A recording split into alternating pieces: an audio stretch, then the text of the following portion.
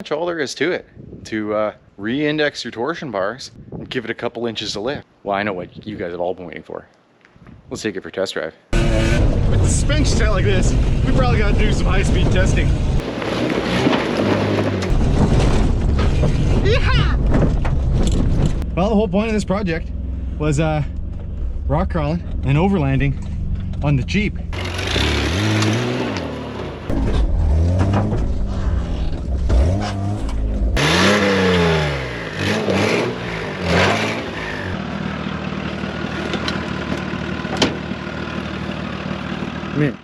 Brady from Pathmaker Productions. It's time to get back into Project Cheapfinder.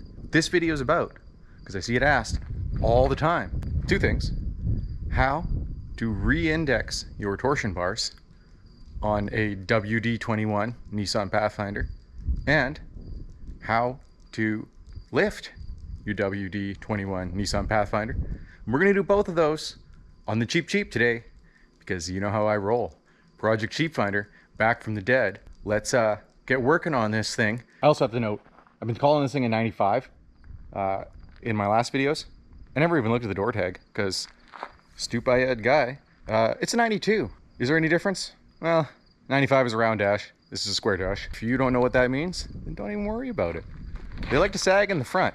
That's a super common thing because, well, they're 30 years old and they're held up by a torsion bar front end. If you've got one and you have never touched torsion bars, odds are you've got a saggy front end. You can readjust the torsion bars only so much before you run out of adjustment, and then you have to re-index them. So that's what we're gonna do today. Because you're gonna be smarter than me, you're gonna go out the day ahead of time and spray it with penetrant, and it's gonna soak in and it's gonna make your life way easier. But I'm an idiot. So I just did it 2 seconds ago, and now we get to fight with it. And the second part of this video is all about these bad boys. I'm gonna make you wait, and I'll tell you what they're out of once we get into it. Well, those things cost 40 bucks from the junkyard. You can find them easy, and they're gonna give you an 1.5 inch of lift in the rear. And that's exactly what you want, because that's as much as you can fit without swapping out the shocks. Let's get to giving Project Cheapfinder 2.0 a 1.5 inch suspension lift for 40 bucks. Before I get too far into re-indexing the torsion bars, I should probably explain a little bit about what the torsion bars are and what we're doing under here. In the 1980s, Nissan decided to use torsion bars to hold up all the front of their SUVs, which essentially is just a bar that's twisted really tightly and pushes down on the A-arm. There's one on each side. And after 30-something years, that bar slowly loses its tension and kind of sags out. At that point, you can adjust your torsion bar key here by loosening off these two nuts and tightening this bolt right here. But after too many cranks, eventually you just run out of adjustment, as what's happened on the Project Cheapfinder here. And when that happens, the next step is re-indexing the torsion bars, which is what we're about to do. So that's a simple way of saying I have to take the torsion bar anchor down at the front, off on each side, drop the torsion bars down, beat them out, adjust the arm. So let's get to it. First step is going to be to take the torsion bar anchors off the front end. And of course you need it jacked up in the air because you can't have weight on it because that's pushing on those anchors. So now that we got it jacked up, it's a 19 mil bolt and two 14 mil bolts. Of course, I'm just realizing I'm not going to be able to do the top bolt.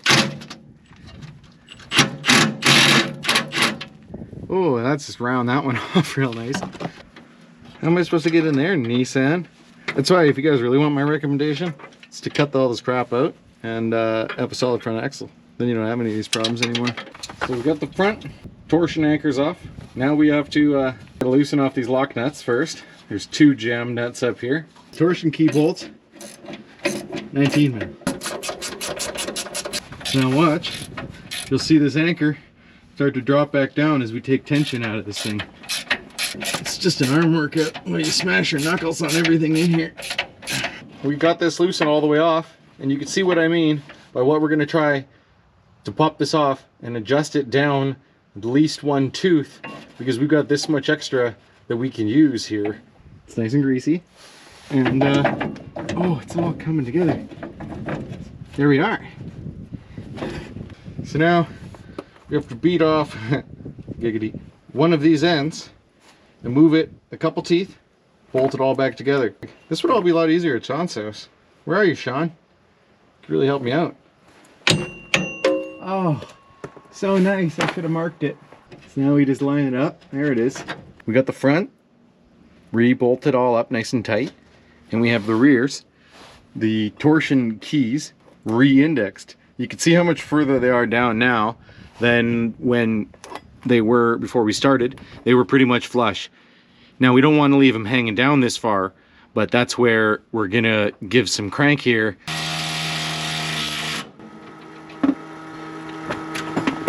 Oh, that sound that you keep hearing, and you might wonder what it is. In your tank, you have this weird little evaporator valve thing, and on a hot sunny day like this, when the pressure builds up, purges a bit of air. So don't worry about that sound. Okay, let's we're gonna drop it back down, and then we're gonna see how she sits, and then we'll make a few more adjustments. I really gotta watch. I'm about to round this bolt nut off. Whoopsies. Oh, so we got no torsion, and I almost squished my phone. So we definitely need to get some crank out of it there. We're not even close. Also, the other important thing that we're looking at here is our two different bump stops, which are going to come into play once we start getting torqued up. You can see that top one there. We've got about an inch of separation between that top bump stop and the A-arm. What we want to do is keep cranking the T-bar, and we want to get that pretty tight, but we want to leave ourselves about 3/8 of an inch of space up here. If you bottom it out fully, then you have no suspension droop, and it's going to be a really, really rough ride. We definitely have to go up some more. Oh no. Well, we might have just toasted this bolt here. Well, we might have just learned a great lesson about why we don't use impact wrenches on the torsion nut, because I might have just rounded her off. See, it's not the end of the world, because I can always just tighten the top. It's just a lot more arm work. So you can see, judging here, we're not quite the same distance. So we're gonna do some of that arm work I was talking about. Ooh, noticeable difference in height now.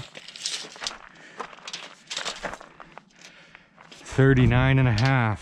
So we've come up 2 inches in the front. See what we got. Yeah, we got pretty much that 3/8 of an inch that I was looking for. That means that's as far as we're going up. All right, so step one on the Cheapfinder poor man suspension lift is going to be to get this rear end in the air. Once we get the shocks, lower shock bolts off, we can jack it up, pull those coils out. It's been a long time since I've done this, so we're learning as we go here. I last did a suspension lift on a Nissan Pathfinder in 2001. That one, in fact. So it looks like I got to take the panhard bar off as well, and of course Murphy's Law, this is a 19 mil. So let's spin that bolt off as well, so this shock can come off. To make your life a little bit easier when you're working on a Nissan, the bolt sizes are 8 mil, 10, 12, 14, 17, and 19. If you have those 5, you can do everything. That's a 19. The lower ones were 17s. Oh, there's so much rust that falls in my eyes when I do that. Whew. Don't be afraid to really kind of, you know, put your back into it. Just got to get the right spot in there. Yes, that's the right spot. Who's your shot? Oh, yeah. Oh man, lucky day. Don't expect yours to come off that easy. So now, with no shocks in it, yeehaw! It's a little lesson in suspension right there. The shocks do the dampening, the springs hold it up. Okay, like that. But here, you could see the difference in length. I guess I haven't actually said yet in the video what these springs are out of. That spring is out of a 1998 ZJ Jeep Grand Cherokee front springs. You can buy them from any wrecker for super cheap. You got to cut a little bit off the pigtail. I will put a picture in the video right here that shows how much you got to cut off, but you can see they're a bit thicker, so they're going to be a bit stiffer, and they're a bit longer. I don't own a spring compressor, and probably neither do you. Thankfully, Pathfinder rears droop out a lot. It's only the e-brake cable that holds it in place. You don't need to worry about the e-brake. You don't need a coil compressor. We're gonna lower the jack a little bit, let the coil take the weight, go to the other side. Also, I'm noticing while I'm here, somebody hot rodded the bump stops right off of it. That's literally all that we have to do to lift this thing a couple inches in the rear. The new ZJ coils are in, and we were 37 when we started, and now we are 38. Oh, we're 39, so we got a 2-inch lift. They're gonna settle a little bit. They're gonna get into their goodness. Pretty much all there is to it. To re-index your torsion bars on a WD21 Nissan Pathfinder and give it a couple inches of lift. So, in true Cheapfinder fashion, we spent 40 bucks on the mod. I was saying I spent 40 bucks on the coils, but let's be honest, my buddy Mike actually hooked me up with the coils for free. I believe he got them for 40 bucks, but either way, they cost me $0.99. So anyways, let's get these tools packed up, and then, well, I know what you guys have all been waiting for. Let's take it for a test drive, see how she goes. Oh yeah! You gotta get her right up in there. Right up there. Gotta get her.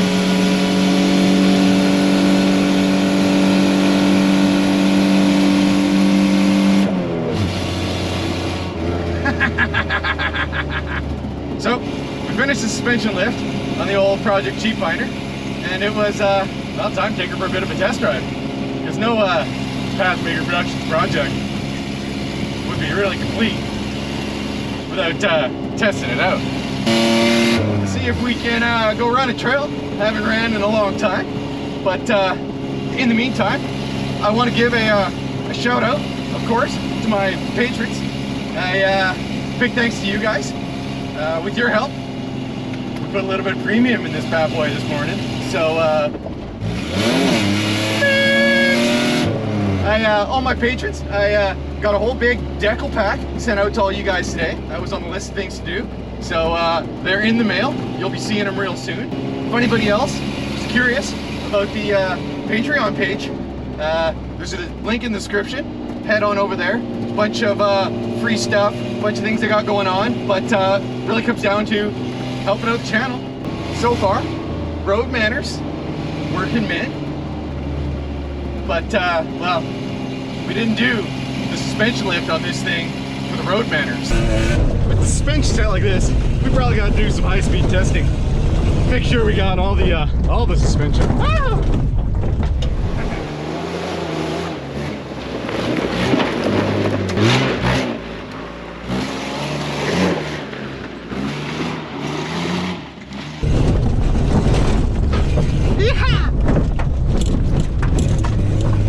Whoa, shit!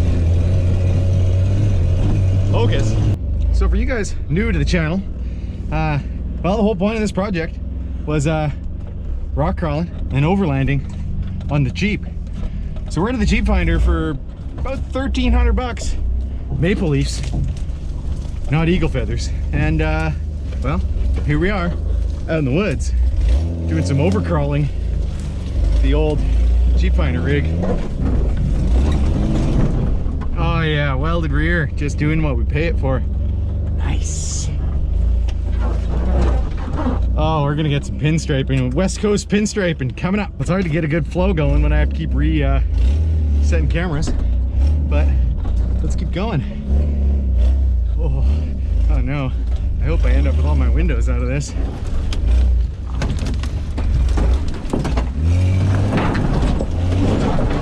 Don't even worry about it. See, if this was an expensive rock crawler, I probably wouldn't want to do this. I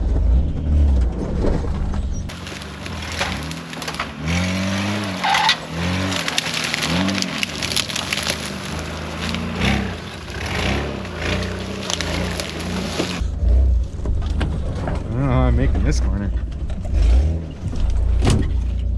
Oh, damn. Well, if I wasn't such a stupid guy, probably would have brought the saw. Because I'm about to wreck something here.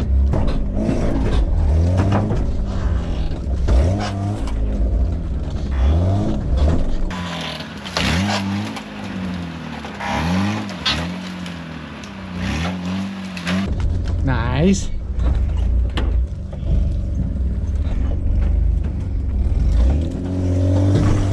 Oh, yeah. Oh, don't even worry about it.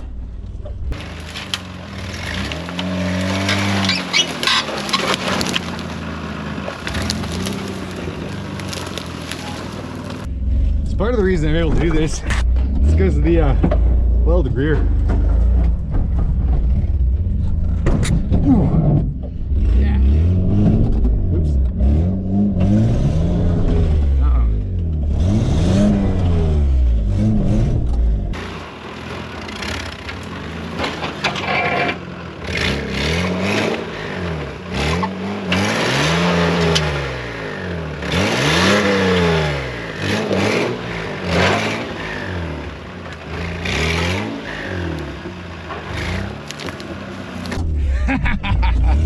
Good, because I got no tools and I'm all by myself. Which, now that I think about it, probably wasn't all that smart, really. So definitely saw we've got a new dent, but that's okay. Don't even need to worry about that.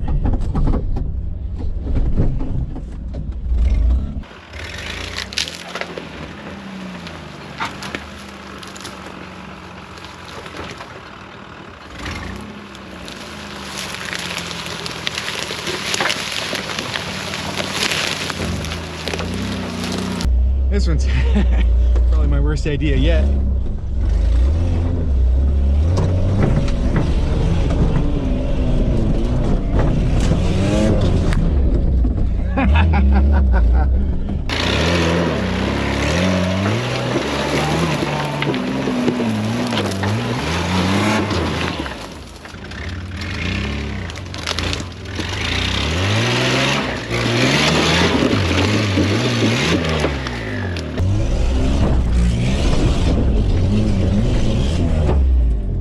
Believe we can.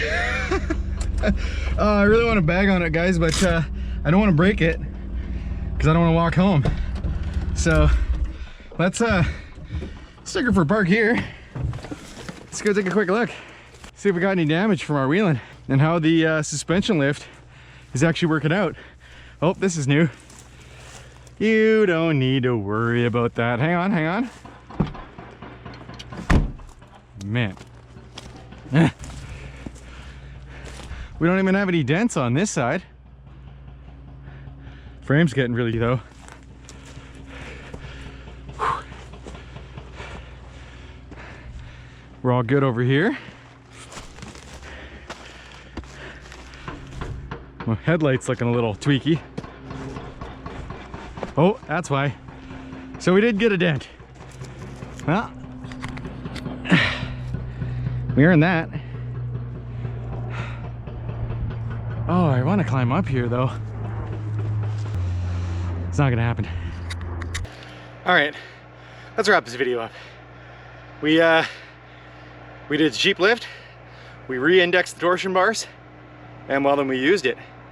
So, Cheapfinder Project keeps impressing the hell out of me. These stock WD21 Nissan Pathfinders, they work really good.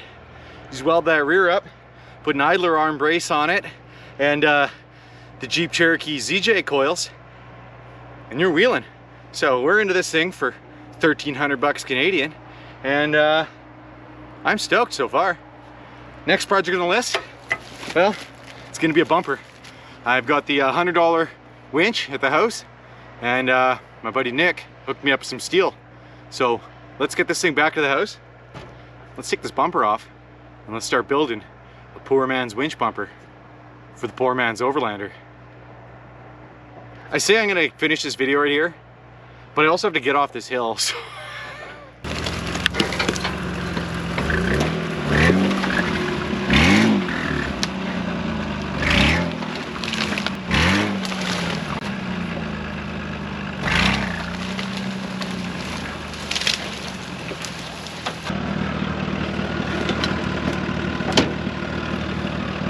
Come here.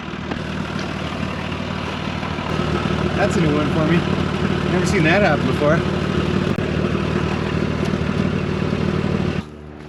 It actually went pretty good.